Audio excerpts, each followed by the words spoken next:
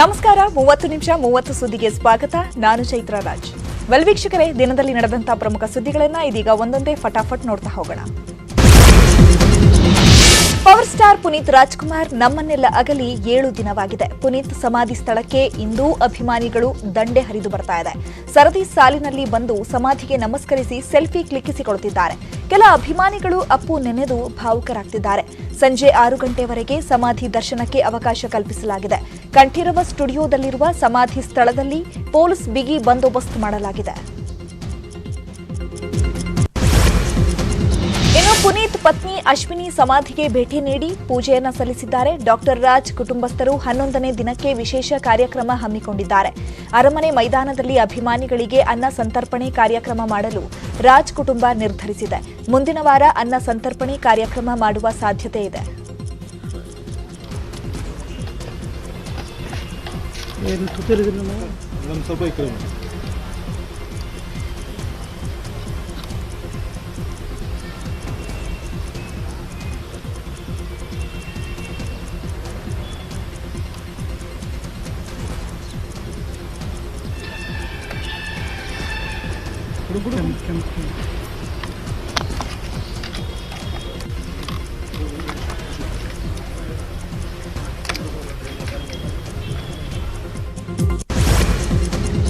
ಪ್ರತಿ ವರ್ಷ ದೀಪಾವಳಿ ಹಬ್ಬದ ಸಂಭ್ರಮದಲ್ಲಿರ್ತಾ ಇದ್ದ ದೊಡ್ಡಮನೆ ಕುಟುಂಬದಲ್ಲಿ ನೀರವ ಮೌನ ಆವರಿಸಿದೆ. ದೀಪ ಹಚ್ಚಿ ಪಟಾಕಿ ಸಿಡಿಸಬೇಡಿ ಅಂತ ಜಾಗೃತಿ ಮೂಡಿಸ್ತಾ ಇದ್ದ ಅಪ್ಪು ಇಂದು ನೆನಪು ಮಾತ್ರ. ಡಾಕ್ಟರ್ ರಾಜ್ ಕುಟುಂಬಕ್ಕೆ ಬೆಳಕಿಲ್ಲದೆ ಈ ವರ್ಷದ ದೀಪಾವಳಿ ಹಬ್ಬ ಕತ್ತಲು ಆವರಿಸಿದೆ. ಪುನೀತ್ ರಾಜ್ಕುಮಾರ್ ಅಕಾಲಿಕ ನಿಧನ ಅಭಿಮಾನಿಗಳಲ್ಲಿ ದೊಡ್ಡ ಆಘಾತವನ್ನೇ ಉಂಟು ಮಾಡಿದೆ. ರಾಮನಗರ ಜಿಲ್ಲೆಯ ಚನ್ನಪಟ್ಟಣದ ಬಡಾವಣೆಯ ಅಪ್ಪು ಅಭಿಮಾನಿ 25 ವರ್ಷದ ವೆಂಕಟೇಶ್ ನೇಣು ಬಿಗಿದುಕೊಂಡು ಆತ್ಮಹತ್ಯೆಗೆ ಶರಣಾಗಿದ್ದಾನೆ. ಪುನೀತ್ ನಿಧನದಿಂದ ವೆಂಕಟೇಶ್ ಖಿನ್ನತೆಗೆ ಒಳಗಾಗಿದ್ರು. ಇಂದು ಮನೆಯಲ್ಲಿ ನೇಣು ಬಿಗಿದುಕೊಂಡು ಆತ್ಮಹತ್ಯೆಗೆ ಶರಣಾಗಿದ್ದಾರೆ. ಅಪ್ಪು ಅಭಿಮಾನಿ ಕಣ್ಣುಗಳನ್ನ ನಾರಾಯಣ ನೇತ್ರಾಲಯಕ್ಕೆ ನೇತ್ರದಾನ ಮಾಡಲಾಗಿದೆ. ಇನ್ನು ಅಪ್ಪು ಅಭಿಮಾನಿಗಳಲ್ಲಿ ಶಿವಣ್ಣ ಕೈ ಮುಗಿದು ಆತ್ಮಹತ್ಯೆ ಮಾಡಿಕೊಳ್ಳಬೇಡಿ ಅಂತ ಮನವಿ ಮಾಡಿದ್ದಾರೆ. ಅಪ್ಪು ಇರದ ನೋವು ನಮ್ಮೆಲ್ಲರಲ್ಲೂ ಇದೆ. ಅದನ್ನ ಒಪ್ಪಿ ಮುಂದೆ ಸಾಗಬೇಕು. ಅಪ್ಪು ಮಾಡ್ತಾ ಇದ್ದ ಸಮಾಜಮುಖಿ ಕಾರ್ಯಗಳನ್ನ ಮುಂದುವರೆಸೋಣ. ಆ ಮೂಲಕ ಅಪ್ಪುವನ್ನ ಜೀವಂತವಾಗಿರಿಸೋಣ. ನಿಮ್ಮ ಕುಟುಂಬಕ್ಕೆ ನೀವು ಮುಖ್ಯ, ನಮಗೆ ನೀವು ಮುಖ್ಯ. ದಯವಿಟ್ಟು ಆತ್ಮಹತ್ಯೆಯಂತಹ ನಿರ್ಧಾರವನ್ನ ತೆಗೆದುಕೊಳ್ಬೇಡಿ ಅಂತ ಪುನೀತ್ ಸಹೋದರ ಶಿವಣ್ಣ ಮನವಿ ಮಾಡಿದ್ದಾರೆ. ಮಾಡಬೇಡಿ, ನಮಗೆ ನೋವಾಗುತ್ತೆ, ಇನ್ನೂ ನೋವಾಗುತ್ತೆ. ಆಲ್ರೆಡಿ ನೋವಲ್ಲಿದ್ದೀವಿ, ಇನ್ನೂ ನೋವನ್ನ ಕೊಡಬೇಡಿ. ದಯವಿಟ್ಟು ಹಿಂಗೆಲ್ಲ ಮಾಡಬೇಡಿ. ಬೇರೆ ಥರ ಜೊತೆಲಿರಿ, ನಮಗೆ ಮಾರಲ್ ಸಪೋರ್ಟಾಗಿ ಜೊತೆಲಿರಿ. ಈ ಥರ ಬೇಡ, ದಯವಿಟ್ಟು ಬೇಡ. ದಯವಿಟ್ಟು ತಿರ್ಗ ಕೈ ಮುಗಿ ಕೇಳ್ಕೊತೀನಿ. ಈ ಥರ ಒಂದು ಪ್ರಯತ್ನಕ್ಕೆ ತಿಂಕೆ ಮಾಡಬೇಡಿ ಈ ರೀತಿ. ಇನ್ನು ರಾಘಣ್ಣ ಮಾತನಾಡಿದ್ದು, ದಯವಿಟ್ಟು ಯಾರು ಆತ್ಮಹತ್ಯೆ ಮಾಡಿಕೊಳ್ಳಬೇಡಿ. ನಿಮ್ಮ ಪಾದಕ್ಕೆ ನಮಸ್ಕಾರ ಮಾಡ್ತೀವಿ. ದಯವಿಟ್ಟು ಈ ತರ ಮಾಡಬೇಡಿ ಅಂತ ಅಭಿಮಾನಿಗಳಲ್ಲಿ ರಾಘಣ್ಣ ಕಳಕಳಿಯಿಂದ ವಿನಂತಿಸಿಕೊಂಡಿದ್ದಾರೆ. ಪುನೀತ್ ಕಳ್ಕೊಂಡು ನಾವು ತುಂಬಾ ನೋವಿನಲ್ಲಿದ್ದೀವಿ. ಪುನೀತ್ ಹೆಸರಿಗೆ ಕೆಟ್ಟ ಹೆಸರು ತರಬೇಡಿ ಅಂತ ರಾಘಣ್ಣ ಹೇಳಿದ್ರು. ಒಬ್ಬರಿಂದ ಒಬ್ಬರು ಹೋದರೆ ಭೂಮಿ ಮೇಲೆ ಯಾರೂ ಇರೋದಿಲ್ಲ. ಇಂಥ ಒಂದು ಸಂದೇಶನ ನಿಮ್ಮ ಕಡೆಯಿಂದ ಬರಬಾರ್ದು. ಈಗಲೇ ನಮಗೆ ನನ್ನ ತಮ್ಮನ ಹೆಂಡತಿ ಅವ್ರ ಮಕ್ಕಳು ನೊಂದ್ಕೊಂಡಿದ್ದಾರೆ. ಮತ್ತು ಈ ಥರ ನ್ಯೂಸ್ ನೋಡ್ತಾ ನಮ್ಗೆ ಇನ್ನಷ್ಟು ಕಷ್ಟ ಆಗ್ತಿದೆ. ಮಾಡಬೇಡಿ, ಕಳಕಳೆ ವಿನಂತಿ. ನಿಮ್ಮ ಪಾದಕ್ಕೆ ನಮಸ್ಕಾರ ಮಾಡ್ತೀನಿ. ದಯವಿಟ್ಟು ಈ ಥರ ಮಾಡಬೇಡಿ. ಒಬ್ಬರಿಂದ ಇನ್ನು ಪುನೀತ್ ರಾಜ್ಕುಮಾರ್ ಯುವ ಸಮೂಹಕ್ಕೆ ಸ್ಫೂರ್ತಿಯಾಗಿದ್ದಾರೆ. ಅಪ್ಪು ಆದರ್ಶಗಳಿಗೆ ಅಭಿಮಾನಿಗಳು ಫಿದಾ ಆಗಿದ್ದಾರೆ. ಅಪ್ಪು ರೀತಿಯಲ್ಲೇ ನೇತ್ರದಾನಕ್ಕೆ ಯುವ ಜನತೆ ಮುಂದಾಗಿದ್ದಾರೆ. ಬೆಂಗಳೂರಿನ ನಾರಾಯಣ ನೇತ್ರಾಲಯದಲ್ಲಿ ನೇತ್ರದಾನಕ್ಕೆ ಅಭಿಮಾನಿಗಳು ಸಹಿ ಹಾಕ್ತಿದ್ದಾರೆ. 6 ದಿನಗಳಲ್ಲೇ 500ಕ್ಕೂ ಹೆಚ್ಚು ಜನರು ನೇತ್ರದಾನಕ್ಕೆ ಸಹಿ ಹಾಕಿದ್ದಾರೆ. ಸಮಾಜಮುಖಿ ಕಾರ್ಯಕ್ಕೆ ಅಪ್ಪು ಯಾವಾಗಲೂ ಸ್ಫೂರ್ತಿಯಾಗಿದ್ರು. ಈಗ ಅಪ್ಪು ಅಭಿಮಾನಿಗಳು ಸಹ ಅವರ ದಾರಿಯನ್ನೇ ಅನುಸರಿಸ್ತಾ ಇದ್ದಾರೆ. ದಿವಂಗತ ಪುನೀತ್ ರಾಜ್ಕುಮಾರ್ಗೆ ಚಿತ್ರದುರ್ಗದ ಮುರುಘಾ ಮಠದ ನೀಡುವಂತಹ ಪ್ರತಿಷ್ಠಿತ ಬಸವಶ್ರೀ ಪ್ರಶಸ್ತಿಯನ್ನ ಘೋಷಿಸಿದೆ. ಪುನೀತ್ಗೆ ಮರಣೋತ್ತರ ಬಸವಶ್ರೀ ಪ್ರಶಸ್ತಿಯನ್ನ ಮುರುಘಾ ಮಠದ ಡಾಕ್ಟರ್ ಶಿವಮೂರ್ತಿ ಮುರುಘಾ ಶರಣರು ಘೋಷಿಸಿದ್ದಾರೆ. ಬಸವ ಜಯಂತಿ ದಿನ ಬಸವಶ್ರೀ ಪ್ರಶಸ್ತಿ ಪ್ರದಾನ ಕಾರ್ಯಕ್ರಮಕ್ಕೆ ಚಿಂತನೆ ನಡೆದಿದೆ. ಪುನೀತ್ ಪತ್ನಿ ಅಶ್ವಿನಿ ಅವರಿಗೆ ಬಸವಶ್ರೀ ಪ್ರಶಸ್ತಿ ಪ್ರದಾನ ಮಾಡಲಾಗುತ್ತೆ. ನಟ ಶಿವರಾಜ್ ಕುಮಾರ್ ಅವರಿಗೂ ಕಾರ್ಯಕ್ರಮಕ್ಕೆ ಆಹ್ವಾನ ನೀಡಲಾಗುತ್ತೆ ಅಂತ ಮುರುಘಾ ಶ್ರೀಗಳು ಹೇಳಿಕೆಯನ್ನು ಕೊಟ್ಟಿದ್ದಾರೆ. 2021ನೇ ಸಾಲಿನ ಬಸವಶ್ರೀ ಪ್ರಶಸ್ತಿಯನ್ನು ಅತ್ಯಂತ ಆಕರ್ಷಕವಾಗಿ, ಅದರಲ್ಲಿಯೂ ಮಾನವೀಯತೆಯ ತಳಹದಿಯ ಮೇಲೆ ಬದುಕನ್ನು ಸಾಗಿಸಿದಂತಹ ಪುನೀತ್ ರಾಜ್ಕುಮಾರ್ ಅವರಿಗೆ ನಾವುಗಳು ಕೊಡಮಾಡ್ತಾ ಇದ್ದೀವಿ. ಪ್ರಶಸ್ತಿಯ ಮೊತ್ತ 5 ಲಕ್ಷ ರೂಪಾಯಿ ಇರುತ್ತದೆ. ಅದ್ರ ಜೊತೆಯಲ್ಲಿ ಪ್ರಶಸ್ತಿ ಪತ್ರ ಅರ್ಥಾತ್ ಸೈಟೇಷನ್ನು ಕೂಡ ಅಲ್ಲಿ ಕೊಡಮಾಡಲು ಆಗ್ತಾ ಇದೆ. ಬರುವ 10ನೇ ತಾರೀಕು, ಇದೇ ತಿಂಗಳ 10ನೇ ತಾರೀಕು ಅವರ ಮನೆಗೆ ಭೇಟಿಯನ್ನು ನೀಡಿ ಅವರ ಪರಿವಾರದವರಿಗೆ ಸಾಂತ್ವನವನ್ನು ಹೇಳುವಂಥ ಕಾರ್ಯಕ್ರಮವನ್ನು ಹಾಕಿಕೊಂಡಿದ್ದೀವಿ. 2021ನೇ ಸಾಲಿನ ನಟ ಪುನೀತ್ ರಾಜ್ಕುಮಾರ್ ಅದೆಷ್ಟೋ ಮಂದಿಗೆ ಸ್ಫೂರ್ತಿಯ ಚಿಲುಮೆಯಾಗಿದ್ರು. ಯುವ ಪೀಳಿಗೆಗಂತೂ ಪುನೀತ್ ರಾಜ್ಕುಮಾರ್ ಅಂದ್ರೆ ಮಾಸ್ಟರ್ ಆಫ್ ಫಿಟ್ನೆಸ್ ಅಂತಾನೆ ಗುರುತಿಸಿಕೊಂಡಿದ್ರು. 2004ರಲ್ಲಿ ಪುನೀತ್ ರಾಜ್ಕುಮಾರ್ ನಾಯಕ ನಟನಾಗಿ ನಟಿಸಿದ ಮೌರ್ಯ ಚಿತ್ರದಲ್ಲಿ ಒಬ್ಬ ಕಿಕ್ ಬಾಕ್ಸಿಂಗ್ ಪಟುವಾಗಿ ನಟಿಸಿದ್ರು. ಈ ಚಿತ್ರವನ್ನ ನೋಡಿ ಮೈಸೂರಿನ ಕೃಷ್ಣಮೂರ್ತಿ ಈ ಕ್ರೀಡೆಯಲ್ಲಿ ಅಭ್ಯಾಸ ಮಾಡಿ ಭಾರತದ ಅಗ್ರಗಣ್ಯ ಕ್ರೀಡಾಪಟುವಾಗಿ ಗುರುತಿಸಿಕೊಂಡಿದ್ದಾರೆ. ಇಷ್ಟೇ ಅಲ್ಲದೆ ಇದೇ ಕ್ರೀಡೆಯಲ್ಲಿ PhD ಪದವಿಯನ್ನ ಸಹ ಪಡೆದು ಭಾರತದ ಮಿಕ್ಸ್ ಮಾರ್ಷಲ್ ಆರ್ಟ್ಸ್ ಕಾಲೇಜನ್ನು ಮೈಸೂರಿನಲ್ಲಿ ಪ್ರಾರಂಭಿಸಿದ್ದಾರೆ. ಇಷ್ಟೇ ಅಲ್ಲದೆ ಪುನೀತ್ ರಾಜ್ಕುಮಾರ್ ತನ್ನ ನಟನೆಯ ಮೂಲಕ ನೇಪಾಳಿ ಪ್ರಜೆಗೂ ಕನ್ನಡಾಭಿಮಾನ ಹಾಗೂ ಕಿಕ್ ಬಾಕ್ಸಿಂಗ್ ಮೇಲೆ ಒಲವು ಮೂಡುವಂತೆ ಮಾಡಿದ್ದಾರೆ.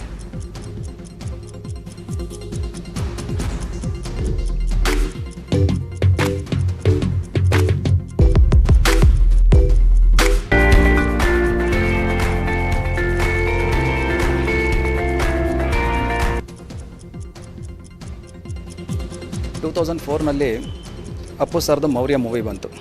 ಆ ಮೂವಿನಲ್ಲಿ ಕಿಕ್ ಬಾಕ್ಸಿಂಗ್ನ ನೋಡಿ ನಾನು ತುಂಬ ಇನ್ಸ್ಪೈರ್ ಆದೆ. ಆ ಕಿಕ್ ಬಾಕ್ಸಿಂಗ್ನ ಜಾಸ್ತಿ ಕಲಿಸ್ಬೇಕು ನಮ್ಮ ಸ್ಟೂಡೆಂಟ್ಸ್ಗಳಿಗೆ. ಎಲ್ರಿಗೂ ನಾನು ಇದನ್ನ ಇಂಪ್ಲಿಮೆಂಟ್ ಮಾಡಿ ಇದನ್ನು ಇನ್ನೂ ಒಂದು ಲೆವೆಲ್ಗೆ ನಾವು ನಮ್ಮ ಸ್ಟೂಡೆಂಟ್ಸ್ಗೆಲ್ಲ ಅಚೀವ್ ಮಾಡಿಸ್ಬೇಕು ಅನ್ನೋ ಇಂಟೆನ್ಷನ್ ಇಟ್ಕೊಂಡು ನಾನು ಜಾಸ್ತಿ ಪ್ರಾಕ್ಟೀಸ್ ಕೊಡೋಕ್ಕೆ ಸ್ಟಾರ್ಟ್ ಮಾಡಿದೆ. ಅದಕ್ಕೆ ಮುಂಚೆ ಕರಾಟೆ ಎಲ್ಲ ಪ್ರಾಕ್ಟೀಸ್ ಮಾಡ್ತಾಯಿದ್ವಿ. ಬಟ್ ಮೌರ್ಯ ಮೂವಿ ನನಗೆ ಇನ್ಸ್ಪೈರ್ ಆಗಿದ್ದು. ಅದಾದಮೇಲೆ ಅವ್ರು ಮಾಡೋಂಥ ಪ್ರತಿಯೊಂದು ಸ್ಟೆಂಟ್ಸ್ಗಳನ್ನೂ ನಾನು ನಮ್ಮ ಸ್ಟೂಡೆಂಟ್ಸ್ಗಳ ಕೈಲಿ ಪ್ರಾಕ್ಟೀಸ್ ಕೊಡ್ತಾ ಇರ್ತೀನಿ. ಅವ್ರ ಎಲ್ಲ ಮೂವೀಸ್ಗಳನ್ನ ನಾವು ನೋಡ್ತಾ ಇರ್ತೀವಿ. ಯಾವುದೇ ಮೂವಿ ಬಂದರೆ ಯಾವುದೂ ಮಿಸ್ ಮಾಡಿಲ್ಲ ಇದುವರೆಗೂ. 2000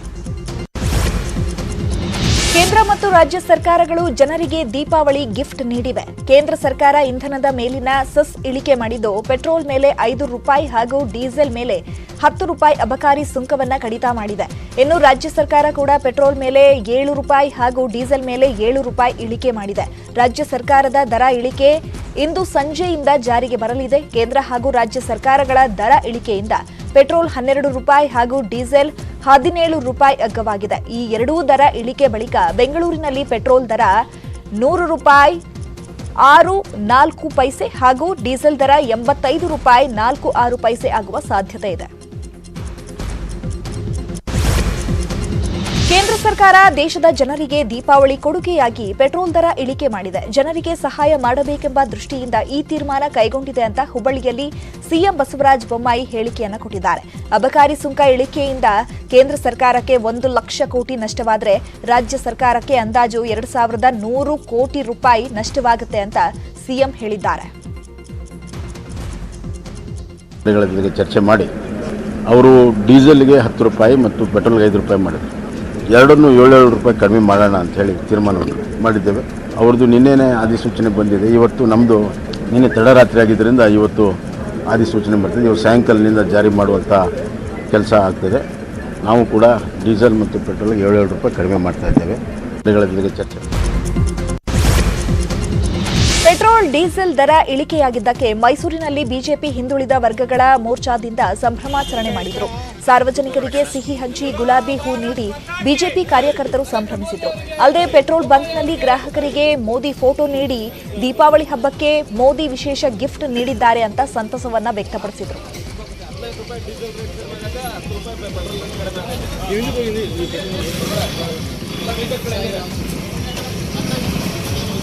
ನರೇಂದ್ರ ಮೋದಿ ಅವರು ಪೆಟ್ರೋಲ್ ಮತ್ತೆ ಡೀಸೆಲ್ ಪೆಟ್ರೋಲ್ ರೇಟ್ ₹15 ಕಡಿಮೆ ಇದೆ.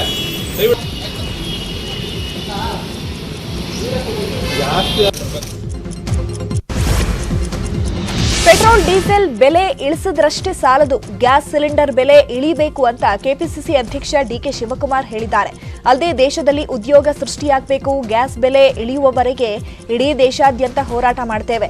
ಇದೇ 14ರ ನಂತರ ಕಾಂಗ್ರೆಸ್ ಹೋರಾಟ ಆರಂಭವಾಗಲಿದೆ. ವರ್ಷಕ್ಕೆ 2 ಕೋಟಿ ಉದ್ಯೋಗ ಸೃಷ್ಟಿ ಎಂದಿದ್ರು. ಯುವಕರಿಗೆ ಉದ್ಯೋಗ ಸಿಗಬೇಕು, ಉದ್ಯೋಗ ಸಿಗೋವರೆಗೂ ಹೋರಾಟ ಮಾಡ್ತೇವೆ ಅಂತ ಡಿಕೆಶಿ ಹೇಳಿದ್ದಾರೆ. ಯಾವ ತರದ ಅನುಕೂಲ ಕೂಡ ಆಗಿಲ್ಲ. ಈ ಗ್ಯಾಸ್ ಪೆಟ್ರೋಲ್ ಇಂದ ಡೀಸೆಲ್ ಇಂದ ಬೇರೆ ಬೇರೆದಕ್ಕೂ ಎಫೆಕ್ಟ್ ಆಗ್ತಿರೋದು ಕೂಡ ನಮ್ಗೆ ಅರಿವಿದೆ.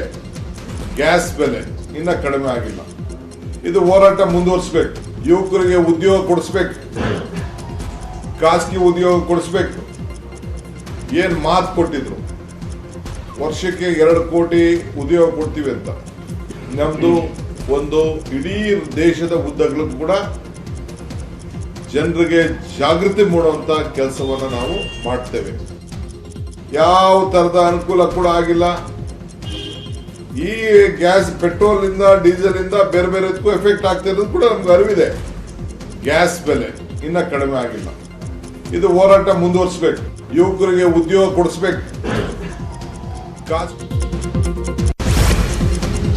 ರಾಜ್ಯ ಬಿಜೆಪಿ ಉಸ್ತುವಾರಿ ಅರುಣ್ ಸಿಂಗ್ ನವೆಂಬರ್ 8ರಂದು ರಾಜ್ಯಕ್ಕೆ ಆಗಮಿಸಲಿದ್ದಾರೆ. ವಿವಿಧ ಸಂಘಟನಾತ್ಮಕ ಸಭೆಗಳನ್ನು ಅರುಣ್ ಸಿಂಗ್ ನಡೆಸಲಿದ್ದಾರೆ.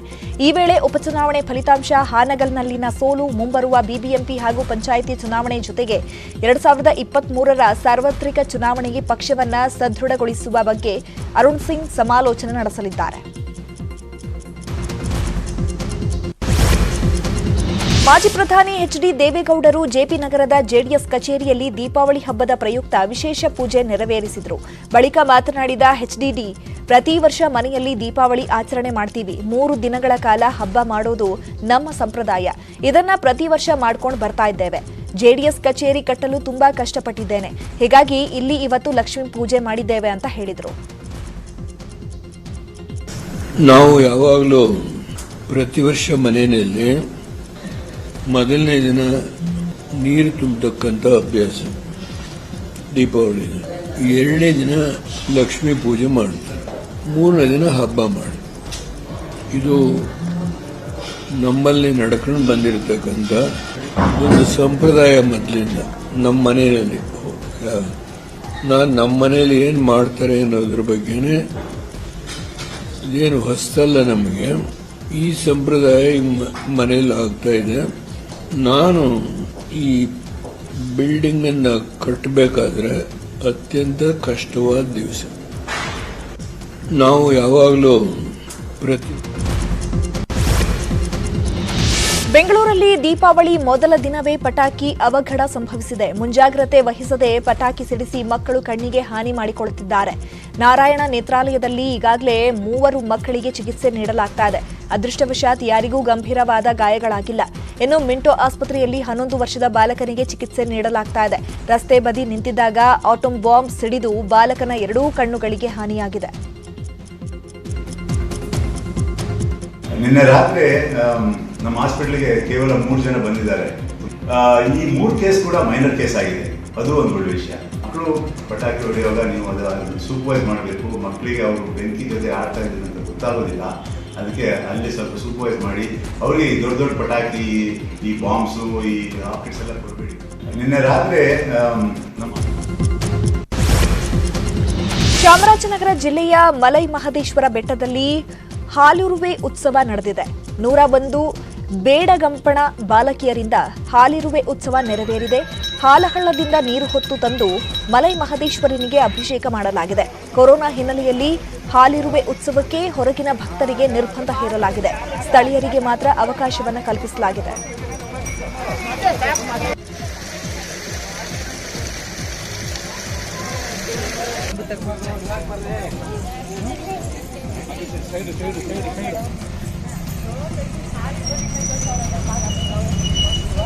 ಮರೆ ಮಾಡ್ತಿದ್ದೆ ಮತ್ತೆ ಸೈಡ್ಗೆ ಹೋಗು. ಹಾ,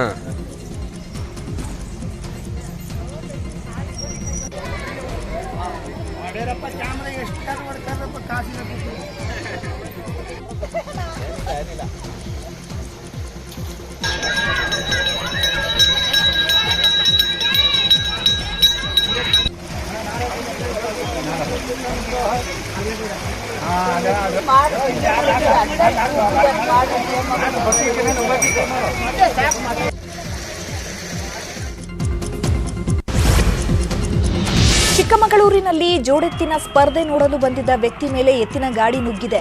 ಕಡೂರಿನ ಎಪಿಎಂಸಿ ಆವರಣದಲ್ಲಿ ಜೋಡೆತ್ತಿನ ಸ್ಪರ್ಧೆ ಆಯೋಜಿಸಲಾಗಿತ್ತು. ಜೋಡೆತ್ತಿನ ಸ್ಪರ್ಧೆ ನೋಡಲು ಜನಸಾಗರವೇ ಹರಿದು ಬಂದಿತ್ತು.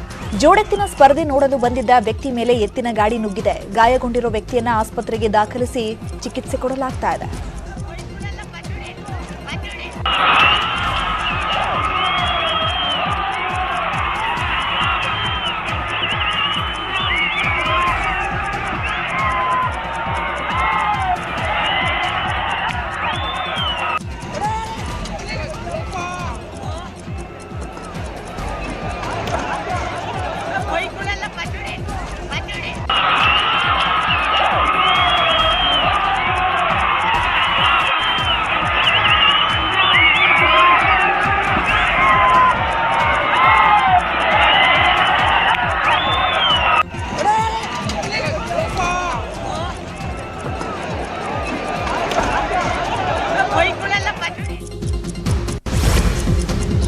ಕಾರಿಂಜೇಶ್ವರ ದೇವಸ್ಥಾನದ ಪಾವಿತ್ರ್ಯತೆಗೆ ಧಕ್ಕೆ ಪ್ರಕರಣಕ್ಕೆ ಸಂಬಂಧಪಟ್ಟಂತೆ 4 ಆರೋಪಿಗಳನ್ನು ಪುಂಜಾಲಕಟ್ಟೆ ಪೊಲೀಸರು ಬಂಧಿಸಿದ್ದಾರೆ. 20 ವರ್ಷದ ಬುಷೇರ್ ರೆಹಮಾನ್, 22 ವರ್ಷದ ಇಸ್ಮಾಯಿಲ್ ಅರ್ಹಮಾಸ್, 19 ವರ್ಷದ ಮೊಹಮ್ಮದ್ ತಾನೇಶ್, 19 ವರ್ಷದ ಮೊಹಮ್ಮದ್ ರಶಾದ್ ಬಂಧಿತ ಆರೋಪಿಗಳು. ಬಂಧಿತ 4 ನ್ಯಾಯಾಂಗ ಬಂಧನವಾಗಿದೆ. ದಕ್ಷಿಣ ಕನ್ನಡ ಜಿಲ್ಲೆಯ ಬಂಟ್ವಾಳ ತಾಲೂಕಿನ ಕಾರಿಂಜೇಶ್ವರ ದೇವಸ್ಥಾನದ ಒಳಗೆ ಪಾದರಕ್ಷೆ ಹಾಕಿಕೊಂಡು ಆರೋಪಿಗಳು ಪ್ರವೇಶಿಸಿದ್ರು. ಅಲ್ಲದೆ ವಿಕೃತಿಯ ವಿಡಿಯೋ ರೆಕಾರ್ಡ್ ಮಾಡಿ ಸಾಮಾಜಿಕ ಜಾಲತಾಣದಲ್ಲಿ ಕಿಡಿಗೇಡಿಗಳು ಪೋಸ್ಟ್ ಮಾಡಿದ್ರು. Welcome back. ಉಳಿದ ಸುದ್ದಿಗಳನ್ನು ಒಂದೊಂದೇ ನೋಡ್ತಾ ಹೋಗೋಣ. ಬೆಂಗಳೂರಲ್ಲಿ ಖತರ್ನಾಕ್ ಹನಿ ಟ್ರ್ಯಾಪ್ ಗ್ಯಾಂಗ್ ತಲೆ ಎತ್ತಿದೆ. ಹುಡುಗಿಯರು ಬೇಕಾ ಅಂತ ಆಸೆ ತೋರಿಸಿ ಲಕ್ಷ ಹಣ ಪೀಕಿ ಯಾಮಾರಿಸುತ್ತಿದ್ದಾರೆ. ಈ ಹನಿ ಟ್ರ್ಯಾಪ್ ಗ್ಯಾಂಗ್ಗೆ ಮಧ್ಯವಯಸ್ಕರು, ಅವಿವಾಹಿತರು, ಹೆಂಡತಿ ಮೃತಪಟ್ಟ ವ್ಯಕ್ತಿಗಳೇ ಟಾರ್ಗೆಟ್ ಆಗಿದ್ದಾರೆ. ಮಾರತಹಳ್ಳಿಯ 50 ವರ್ಷದ ವ್ಯಕ್ತಿಗೆ ಯುವತಿ ಹೆಸರಲ್ಲಿ ವಾಟ್ಸ್ಆಪ್ನಲ್ಲಿ ಆರೋಪಿಗಳು ಮೆಸೇಜ್ ಮಾಡಿದ್ದಾರೆ. ಯುವತಿಯನ್ನ ಮೀಟ್ ಮಾಡೋಣ ಅಂತ ರಾತ್ರಿ ವೇಳೆ ವೀರಣ್ಣಪಾಳ್ಯದ ಹೋಟೆಲ್ಗೆ ವ್ಯಕ್ತಿ ಬಂದಿದ್ದಾನೆ. ಹೋಟೆಲ್ಗೆ ತೆರಳುತ್ತಾ ಇದ್ದಂತೆ ಓರ್ವ ಯುವತಿ ಸಲುಗೆಯಿಂದ ಮಾತನಾಡಿದ್ದಾಳೆ. ಈ ವೇಳೆ ಹೋಟೆಲ್ ರೂಮ್ಗೆ ಪೊಲೀಸರ ಹೆಸರಲ್ಲಿ ಆರೋಪಿಗಳು ಎಂಟ್ರಿ ಕೊಟ್ಟಿದ್ದಾರೆ. ನಾವು ಪೊಲೀಸರು, ನೀನು ಡ್ರಗ್ ಮಾರ್ತಿದ್ದೀಯಾ ಅನ್ನೋ ಇನ್ಫಾರ್ಮೇಶನ್ ಇದೆ ಅಂತ ಆವಾಜ್ ಹಾಕಿದ್ದಾರೆ. ನಂತರ ವ್ಯಕ್ತಿಯ ಬಳಿ ಇದ್ದ ಮೊಬೈಲ್ ಅನ್ನ ಕಸಿದುಕೊಂಡಿದ್ದಾರೆ. 3 ಅಕೌಂಟ್ಗಳಿಂದ 5,91,000 ಹಣ ವರ್ಗಾಯಿಸಿಕೊಂಡಿದ್ದಾರೆ. ಪ್ರಕರಣಕ್ಕೆ ಸಂಬಂಧಪಟ್ಟಂತೆ ಓರ್ವ ಆರೋಪಿಗಳನ್ನು ಪೊಲೀಸರು ಬಂಧಿಸಿದ್ದಾರೆ. ಎಸ್ಕೇಪ್ ಆಗಿರೋ ಓರ್ವ ಯುವತಿ ಇನ್ನೊಬ್ಬರಿಗಾಗಿ ಪೊಲೀಸರು ಬಲೆ ಬೀಸಿದ್ದಾರೆ. ದಾವಣಗೆರೆಯಲ್ಲಿ ನಿನ್ನೆ ಸುರಿದ ಬಿರುಗಾಳಿ ಸಹಿತ ಭಾರೀ ಮಳೆಗೆ 40 ಎಕರೆ ಭತ್ತ ನಾಶವಾಗಿದೆ. ಶಾಗಲೆ ಗ್ರಾಮದ 20ಕ್ಕೂ ಅಧಿಕ ರೈತರ ಭತ್ತ ಮಳೆಗೆ ಸಂಪೂರ್ಣವಾಗಿ ನೆಲಕಚ್ಚಿದೆ. 1 ವಾರದಲ್ಲಿ ಭತ್ತ ಕಟಾವಿಗೆ ಬರ್ತಿತ್ತು. ಅಷ್ಟರಲ್ಲೇ ಭಾರೀ ಮಳೆ ಸುರಿದಿದ್ದು ಇದೀಗ ಕೈಗೆ ಬಂದ ತುತ್ತು ಬಾಯಿಗೆ ಬರದಂತಾಗಿದ್ದು ರೈತರು ಕಂಗಾಲಾಗಿದ್ದಾರೆ. ಇನ್ನು ರೈತರು 1 ಎಕರೆ ಭತ್ತಕ್ಕೆ 25ರಿಂದ 30 ಸಾವಿರ ರೂಪಾಯಿ ಹಣವನ್ನು ಖರ್ಚು ಮಾಡಿದ್ರು. ಆದರೆ ಮಳೆರಾಯನ ಅಬ್ಬರಕ್ಕೆ ಭತ್ತ ಸಂಪೂರ್ಣವಾಗಿ ನೆಲಕಚ್ಚಿದೆ. ಇದೀಗ ರೈತರು ಕಂಗಾಲಾಗಿದ್ದಾರೆ. ಸೋಮವಾರದಿಂದ ಅಂಗನವಾಡಿ ಪುನರ್ ಆರಂಭವಾಗಲಿದೆ. ಇದರ ಬೆನ್ನಲ್ಲೇ ಎಲ್ಕೆಜಿ, ಯುಕೆಜಿ ಕೂಡ ಶೀಘ್ರವೇ ಶುರುವಾಗಲಿದೆ ಅಂತ ಹೇಳಲಾಗ್ತಾ ಇದೆ. ಸರ್ಕಾರ ಈಗಾಗಲೇ ಎಲ್ಕೆಜಿ, ಯುಕೆಜಿ ಆರಂಭಕ್ಕೆ ಸಕಲ ಸಿದ್ಧತೆಯನ್ನ ಮಾಡಿಕೊಂಡಿದೆ. ಇನ್ನು ಅಂಗನವಾಡಿಯಂತೆ ಎಲ್ಕೆಜಿ, ಯುಕೆಜಿ ಸ್ಕೂಲ್ಗೆ ಹೊಸ ರೂಲ್ಸ್ ಬರಲಿದೆ. ಬೆಳಗ್ಗೆ 2 ರಿಂದ 3 ಗಂಟೆ ಕ್ಲಾಸ್ಗೆ ಅವಕಾಶ ನೀಡಲಾಗುತ್ತೆ. ಶೀಘ್ರವೇ ಶಿಕ್ಷಣ ಇಲಾಖೆಯಿಂದ ಮಾರ್ಗಸೂಚಿ ಹೊರಬೀಳಲಿದೆ. ಶಾಲಾ ಬಸ್ಗಳಲ್ಲಿ ಮಕ್ಕಳ ಶಾರೀರಿಕ ಅಂತರ ಕಾಪಾಡಿಕೊಳ್ಳಬೇಕು. ಅಲ್ಲದೆ ಶಾಲೆಗಳ ಒಳಗೆ ಮಕ್ಕಳ ನಡುವೆ ಶಾರೀರಿಕ ಅಂತರ ಕಾಪಾಡುವುದು ದೊಡ್ಡ ತಲೆನೋವಾಗಿದೆ. ಅಲ್ಲದೆ ಪೋಷಕರು ಕೂಡ 2 ಡೋಸ್ ಪಡೆದಿದ್ರಷ್ಟೇ ಮಕ್ಕಳನ್ನ ಶಾಲೆಗೆ ಕರೆತರಬೇಕೆಂಬ ರೂಲ್ಸ್ ಮಾಡುವ ಸಾಧ್ಯತೆ ಇದೆ.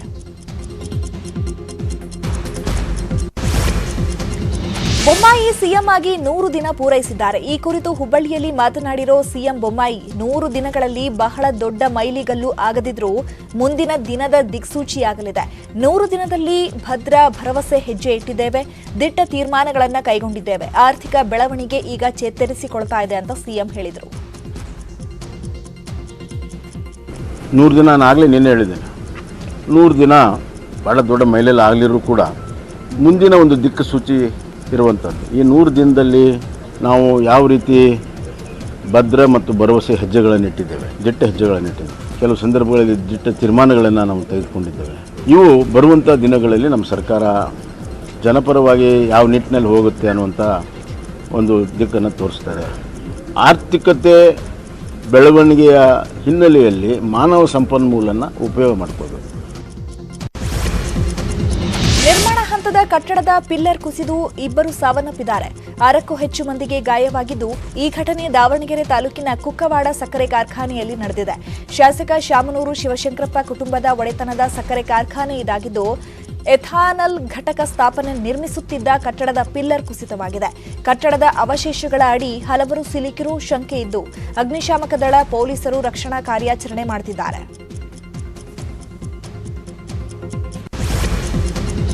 ಇನ್ನುಳಿದ 5 ಪ್ರಮುಖ ಸುದ್ದಿಗಳನ್ನು ನೋಡೋಣ ಸ್ಮಾಲ್ ಬ್ರೇಕ್ ಆದ್ಮೇಲೆ.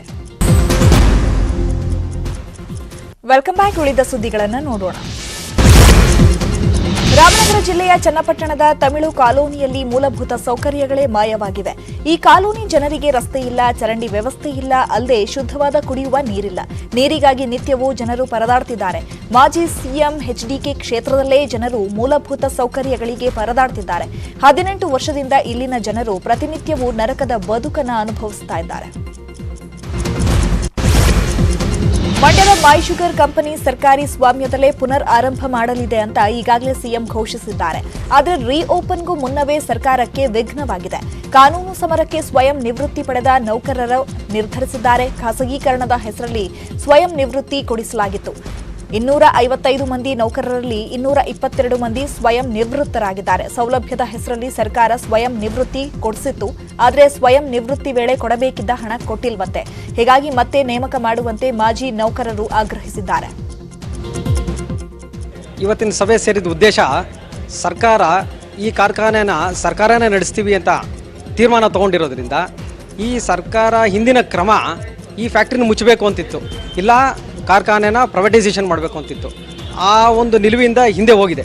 ಹಾಗಾಗಿ ಈ ಏನು ನೌಕರರನ್ನ ಕೆಲಸದಿಂದ ಆಚೆ ಹಾಕಿದಾರ ಅವನ್ನೆಲ್ಲ ಮತ್ತೆ ಪುನರ್ ನೇಮಕ ಮಾಡ್ಕೋಬೇಕು ಅನ್ನೋ ಉದ್ದೇಶದಿಂದ ಅವೈಜ್ಞಾನಿಕ ಕೆನಾಲ್ ನಿರ್ಮಾಣದಿಂದ ಬೀದರ್ ಜಿಲ್ಲೆಯ ಬಾಲ್ಕಿ ತಾಲೂಕಿನ ಕೂಡ್ಲಿ ಗ್ರಾಮದ ರೈತರು ಕಂಗಾಲಾಗಿದ್ದಾರೆ. ಕಾರಂಜ ಜಲಾಶಯದ ಹರಿಬಿಟ್ಟ ಕೆನಾಲ್ ನೀರು ಹೂಳು ತುಂಬಿ ಕೃಷಿ ಭೂಮಿಗೆ ಬರ್ತಾ ಇದೆ. ಉಪಕಾಲುವೆಯಿಂದ 50 ರಿಂದ 60 ಎಕರೆ ಜಮೀನು ನಾಶವಾಗಿದೆ.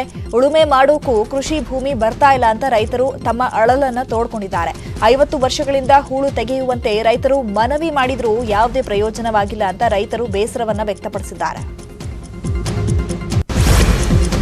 ಶಿಥಿಲಗೊಂಡ ಮನೆಯಲ್ಲಿ ವೃದ್ಧೆಯೊಬ್ಬರು ವಾಸಿಸುತ್ತಿದ್ದಾರೆ. ಗದಗ ಜಿಲ್ಲೆಯ ನಾಗಾವಿ ಗ್ರಾಮದ ವೃದ್ಧೆಗೆ ಮಾತು ಬರಲ್ಲ, ಮಗನಿಗೂ ಮಾತು ಬರಲ್ಲ. ಮುರುಕಲು ಮನೆಯಲ್ಲಿ ಮೂಕ ಮಗನೊಂದಿಗೆ ವೃದ್ಧೆ ಜೀವನ ನಡೆಸ್ತಾ ಇದ್ದಾರೆ. ಅವರಿಗೆ ಉದ್ಯೋಗವಿಲ್ಲ, ಆಸರೆ ಇಲ್ಲ, ಮಾಸಾಶನವೂ ಬರ್ತಿಲ್ಲ. ಈ ಬಡ ಜೀವ ಸರ್ಕಾರಿ ಕಚೇರಿಗೆ ಅಲೆದು ಸುಸ್ತಾಗಿದೆ. ಶಿಥಿಲಗೊಂಡ ಮನೆಯಲ್ಲಿ ವೃದ್ಧೆಯ ಮೂಕ ಯಾತನೆ ಅನುಭವಿಸ್ತಾ ಇದ್ದು, ವೃದ್ಧೆಗೆ ಸೂರಿನ ಆಸರೆ ಬೇಕಾಗಿದೆ. ಬಾಯಿಲದಂತ ಮಗ ಅದನ ಮೂಕದನ, ಮತ್ತು ಅವನಿಗೆ ಹಗಲೆಲ್ಲ ಸನ್ನಿ ಬರ್ತೈತಿ, ಆನಂತರ ದುಡಿಯಂಗಿಲ್ಲ. ಅವರಿಗೆ ಏನೋ ಒಂದು ಮಾಸೇಶನ ಬರ್ತಿತ್ತು, ಅದು ನಿಂತೈತಿ. ಆ ಮುದುಕಿಗೆ ಏನೋ ಕೈಲಿಂತ ಮಾಡೋಕ್ಕಂಕ್ರ ಆಗಲಿಲ್ಲ.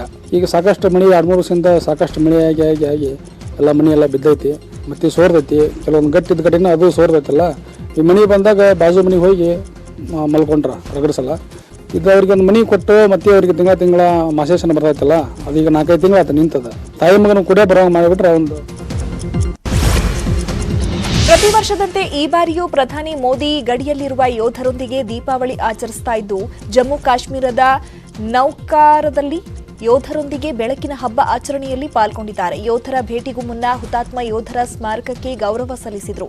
ಬಳಿಕ ಯೋಧರನ್ನ ಉದ್ದೇಶಿಸಿ ಮಾತನಾಡಿದ ಮೋದಿ, ನಾನು ಪ್ರತಿ ದೀಪಾವಳಿಯನ್ನ ನಮ್ಮ ಗಡಿ ಕಾಯುವ ಸೈನಿಕರೊಂದಿಗೆ ಕಳೆದಿದ್ದೇನೆ. ನಮ್ಮ ಸೈನಿಕರು ಮಾ ಭಾರತೀಯ ಸುರಕ್ಷಾ ಕವಚವಾಗಿದ್ದಾರೆ. ಇಂದು ನನ್ನ ಎದುರು ಕೆಚ್ಚೆದೆಯ ಸೋದರಿಯರಿದ್ದೀರಿ. ನಿಮ್ಮ ಮಾತೃಭೂಮಿಗಾಗಿ ನೀವೆಲ್ಲರೂ ಧೈರ್ಯದಿಂದ ಹೋರಾಡ್ತಿದ್ದೀರಿ. ನಮ್ಮ ತಾಯ್ನಾಡನ್ನು ಕಾಪಾಡಲೇಬೇಕೆಂಬ ಹಠ ಬದ್ಧತೆ ನಿಮ್ಮ ಕಣ್ಣುಗಳಲ್ಲಿ ಕಾಣ್ತಾ ಇದೆ.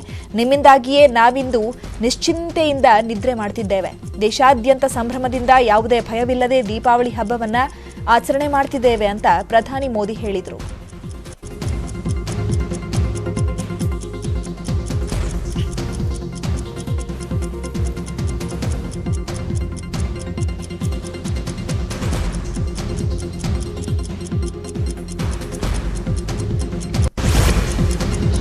ಇವಿಷ್ಟು ಈ ಹೊತ್ತಿನ 30 ನಿಮಿಷ 30 ಸುದ್ದಿ. ನೋಡ್ತಾ ಇರಿ ನ್ಯೂಸ್ 18 ಕನ್ನಡ.